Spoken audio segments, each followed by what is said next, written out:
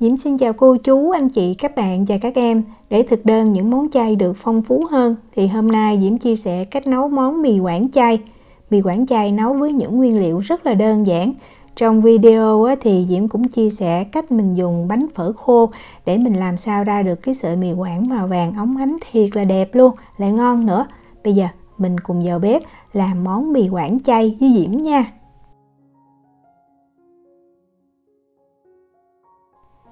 Đầu tiên mình đi chuẩn bị cái nước hầm rau củ để mình nấu nước lèo hay còn gọi là nước nhân ở miền Trung. Làm rất là dễ ha, Diễm làm đơn giản lắm. Diễm có 100g baro nè, mình sử dụng phần trắng hay phần xanh đều được. Và baro phần trong nó hay có bị cát thì mình nên tách ra và mình rửa cho thật là sạch nha. Tiếp theo mình sẽ có 200g cà rốt là khoảng 2 củ cà rốt đó, mình cũng gọt vỏ, rửa cho sạch. Và một trái táo Diễm cân được là 150g. Với lượng rau củ này thì mình sẽ cho vào 1 lít nước. Và bây giờ mình mang cái nồi rau củ này mình đi hầm nha. Bắt lên bếp mình bật cái lửa lớn và mình nấu cho cái nồi rau củ nó sôi lên. Hầm rau củ này thì rất là dễ. Nếu mà mình có mướp nè, mình có củ sắn hay là mình có củ cải trắng mình cho vào mình hầm thì cái nồi nước lèo nó lại càng ngọt và nó thơm hơn nữa. Khi mà mình thấy nước bắt đầu nó sôi lên thì mình sẽ hạ xuống cái lửa nhỏ và lúc này mình đậy nắp lại, mình hầm trong vòng thời gian là 45 phút thì cái rau củ nó sẽ ra được cái nước ngọt. Mình có thể nấu sẵn như vậy rồi mình cất vào trong tủ đông đá đó, khi nào cần nấu thì mình lấy ra thôi. Sau 45 phút thì mình thấy rau củ nó đã đổi màu. Phần nước hầm nó có cái màu vàng nhạt nhưng mà vẫn trong rất là ngon. Mình nhắc khỏi bếp và mình để nguội là được ha. Bây giờ Diễm đi giới thiệu những cái nguyên liệu tiếp theo để mình nấu mì Quảng. Ở đây Diễm có 200g nấm, cái này là nấm bào ngư. Mình có thể sử dụng nấm đùi gà, nấm rơm đều được nha. Nấm này hơi to, vì vậy Diễm sẽ xé ra cho nó nhỏ như vậy. Mình cần thêm ở đây là 200g đậu hũ. Đậu hũ này Diễm mua thì họ đã chiên sẵn. Miếng đậu hũ này nó hơi to đó, vì vậy Diễm sẽ cắt ra thành từng cái lát nhỏ, có độ dày khoảng 1cm. Bắt một cái nồi lên bếp cái nồi này mình sẽ dùng để mình nấu mì luôn. Diễm cho vào đây 50ml dầu ăn. Đợi dầu nóng mình sẽ cho phần đậu hũ hồi nãy mình đã cắt lát vào, mình chiên cho nó vàng hai mặt. Dầu sôi thì mình hạ xuống lửa trung bình và mình cho đậu hũ vào mình chiên. Thời gian chiên thì cũng tùy cái miếng đậu hũ nó dày hay mỏng và cũng tùy cái loại đậu hũ nữa. Cái đậu hũ này làm sẵn đó thì Diễm thấy chiên nó hơi lâu vàng hơn tí xíu. Mình cứ kiểm tra, mình thấy nó vàng thì mình trở đều. Sau đó mình gấp ra, vậy là mình đã chuẩn bị xong phần đậu hũ. Ở đây Diễm có một cái đoạn trắng của cây baro đó, thì bây giờ Diễm cắt ra một khúc như thế này. Để mình mang phần này mình phi vàng, khi ăn mình cho vào trong tô mì rất là thơm. Thì Diễm có cân lại nó được khoảng 30g. Mình cắt nhỏ ra ha. Đầu tiên mình cứ cắt theo chiều dọc như vậy. Rồi mình cắt nhỏ. Mình cho phần baro cắt nhỏ này vào trong cái chảo dầu hồi nãy mình chiên đậu hũ luôn. Rồi mình để lửa trung bình và mình phải phi cho cái phần baro này nó vàng và nó thơm. Mình đảo đều tí xíu ha. Rồi bây giờ mình cứ để ở đây mình chiên. Khoảng 1 phút mình quay trở lại, mình kiểm tra. Mình đảo mình thấy nó rất là nhẹ tay thì lúc này cái baro nó sẽ chuyển vàng nhanh. Mình thấy nó vừa vàng một phần như vậy thì mình nhắc khỏi bếp nha. Mình đừng có đợi vàng lâu quá thì khi mà mình đổ ra nó sẽ bị đen. Nó vàng đều thì mình đổ liền ra một cái rây. Mình để nguội thì baro nó giòn và nó rất là thơm. Phần dầu này mình giữ lại để tí xíu mình nấu nước lèo nha. Cái khúc baro còn lại thì bây giờ Diễm sẽ cắt bỏ cái phần rễ, mình mang mình rửa sạch ha. Diễm cân được là khoảng 50g. Rồi mình cắt ra thành từng khúc như vậy để mình cho vào trong nước lèo mình nấu cho nó thơm và nó ngon. Nấu mì Quảng nước lèo mình cần đậu phộng đây là đậu phộng tươi là 30g, mình giữ luôn cái vỏ nha. Đậu phộng này bây giờ mình sẽ mang mình giã cho nhuyễn hoặc là mình xay cũng được. Thường Diễm thấy mình nên giã thì nó sẽ thơm hơn là mình xay. Mình cho vào trong cái cối mình giã rất là nhanh. Giã nhuyễn như vậy là được à. Một trong những nguyên liệu không thể thiếu để nấu mì Quảng đó chính là nghệ. Ở đây Diễm sử dụng nghệ tươi là 10 gram. Cái này mình mua trong siêu thị Na Uy là có ha, Diễm mua ở Mini á. Nghệ này mình rửa sạch, mình giữ luôn vỏ và mình cắt ra thành từng cái lát mỏng. Sau đó mình sẽ cho vào trong cái cối đó để mình giã ra.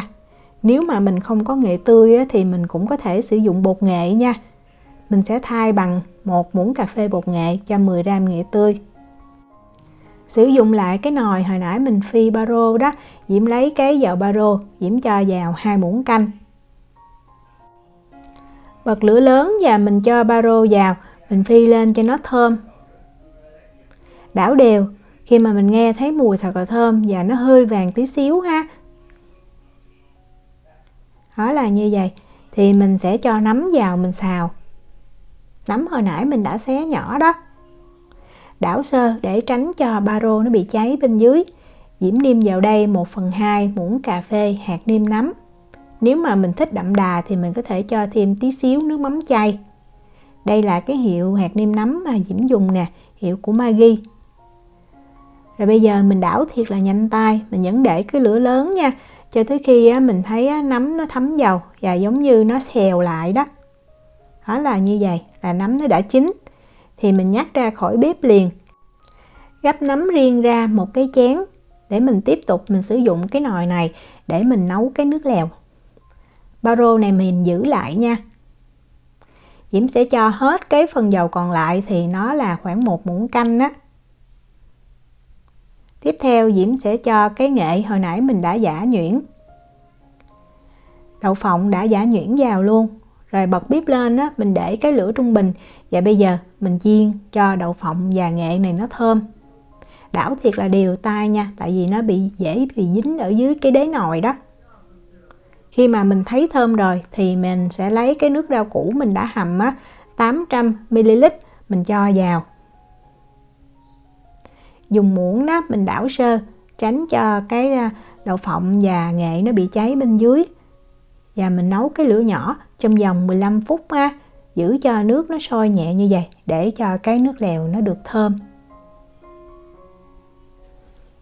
Mì Quảng thì thường phải có củ nén nữa, nhưng mà bên Diễm không có củ nén thì Diễm thấy nấu như vậy cũng rất là ngon rồi. Nếu mà có thì mình cho thêm vào nha. Sau 15 phút thì mình đổ nước lèo này ra một cái rây để mình bỏ cái phần đậu phộng và nghệ baro này đi. Mình sẽ thu được cái phần nước lèo vừa thơm và có màu vàng như vậy.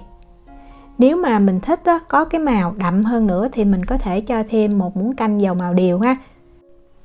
Bắt lại nồi nước lèo lên bếp Diễm cho đậu hũ đã chiên vào. Mình cho đậu hũ vào như vậy để mình nấu cho nó thấm cái gia vị rất là ngon. Nấm đã xào chín đó mình cũng cho vào luôn. Rồi mình bật bếp lên để mình nêm nếm ha. Cái nước lèo này mình sẽ nêm rất là đậm đà. Diễm cho vào 1 muỗng cà phê muối,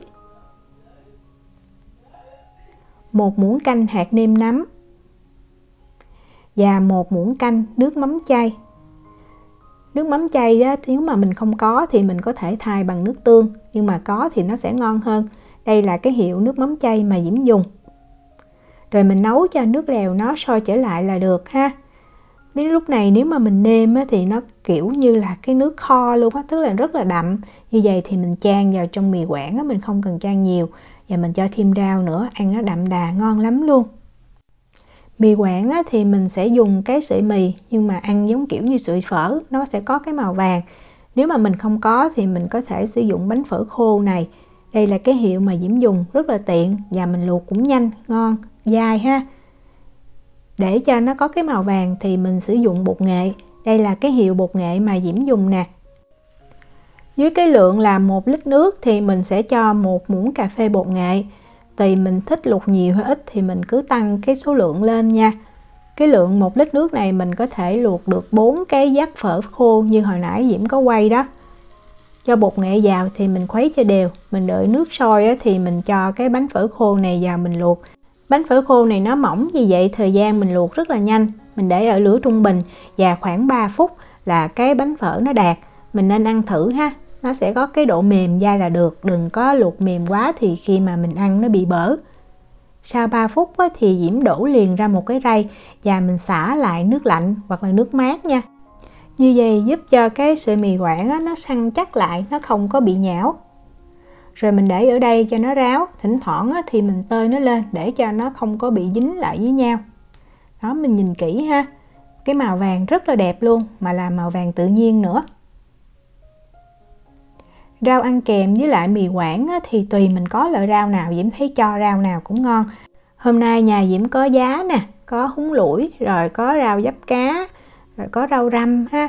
Và mình có thêm ớt nữa để khi ăn có cái độ cay cay ngon hơn. Một trong những cái nguyên liệu ăn kèm không thể thiếu đó chính là cái bánh tráng mè và đậu phộng. Đậu phộng thì mình nên có nha, là đậu phộng rang vàng, khi ăn tạo cái độ giòn và độ bùi ha. Còn bánh tráng mè thì nếu mà mình không có thì cũng được, nhưng mà rất là dễ. Mình mua bánh tráng mè cái này ở trong tiệm Việt ha, cái hiệu này là Diễm dùng nè, Diễm thấy rất là thơm và giòn. Mình không cần nướng bằng than luôn, mình cho vào trong lò vi sóng đó, khoảng thời gian từ 1,5 phút tới 2 phút thì nó sẽ nở ra như vậy. Lúc đầu thì nó chưa giòn, nhưng mà mình để nguội chừng 1 phút là nó sẽ giòn rụm luôn, tiện lắm. Vậy là mình đã chuẩn bị xong những cái nguyên liệu cho một tô mì Quảng chay rồi. Khi ăn thì mình sẽ cho cái sợi mì vào trong tô trước. Rồi mình xấp đậu hũ vào nha, tùy mình thích ăn nhiều hay ít. Để trình bày cho đẹp thì Diễm để 3 tới 4 miếng. Rồi mình cho nấm vào nè. Tiếp theo thì mình sẽ chan cái nước lèo. Và lưu ý là mình chỉ chan cho nó khoảng 2/3 cái lượng sợi mì thôi, tức là xăm xắp thôi, đừng có chan nhiều nha. Và Diễm cho thêm ngò ha, mình nên có ngò thì ăn nó tăng thêm cái mùi thơm, và ngò cũng rất là bổ dưỡng. Rồi mình rắc thêm đậu phộng nè. Phần ba rô mình đã phi vàng. Rồi mình cho thêm vài miếng bánh tráng mè đã nướng giòn. Rắc thêm miếng tiêu và nên cho thêm tí xíu ớt nha. Khi ăn thì mình cho thêm rau thơm cho giá, nếu mà mình có bắp chuối hoặc là rau muống bào càng ngon hơn nữa. Diễm chúc cô chú, anh chị, các bạn và các em nấu được món mì Quảng chay thiệt là ngon. Nếu mà có thắc mắc gì thì cứ để lại lời nhắn là gửi tin nhắn cho Diễm. Diễm cảm ơn sự quan tâm theo dõi video rất là nhiều. Hẹn gặp lại trong những video tiếp theo. Chào tạm biệt.